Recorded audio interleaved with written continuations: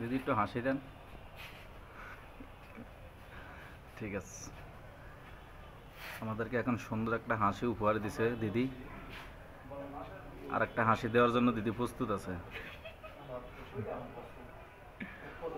খুব সুন্দর করে দিদি হাসতেছে আর মনোযোগের সহিত কাজ করতেছে। দেখেন এটা এটা কি দিদির নাম কি এটার?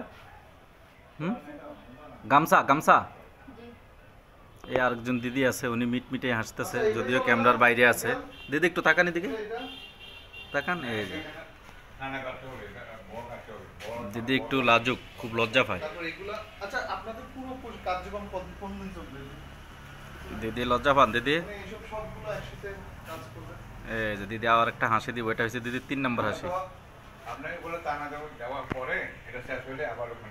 এটা হচ্ছে দিদির 3 নম্বর হাসি। ওখান থেকে টানা পরে তারপর এগুলা ব্যবহার হয়, এগুলো ব্যবহার এটা টোটালি একদিন কখন ব্যবহার করবেন? এটা তো সব সময় করে না, যখন লাগে তখন করে। খুব মনোযোগ দিয়ে দিদি প্রশিক্ষণ দিতেছে।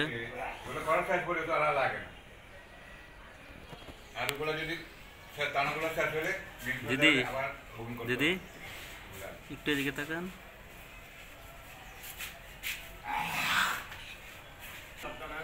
ও দিদি একটু একটু একটু, এই যে দিদি ঠিক আছে। হ্যাঁ আমি ক্যামেরা। দিদি কিছু বলবেন?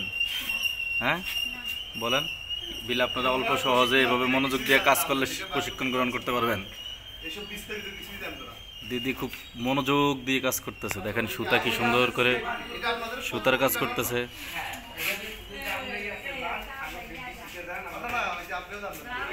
দিদি আপনার 5 নম্বর হাসি।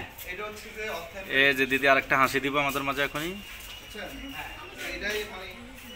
আসলে ওনারা আমাদের ভাষা বুঝেন না, এটা হয়েছে সমস্যা। দিদি আরেকটা হাসি দিব, হাসিটা আসতেছে না। এই দিদি হাসতেছে, দেখা যাচ্ছে না। একদিন মনোযোগ দিয়ে দিদি কাজ করতেছে। ওই দেখেন সুতা।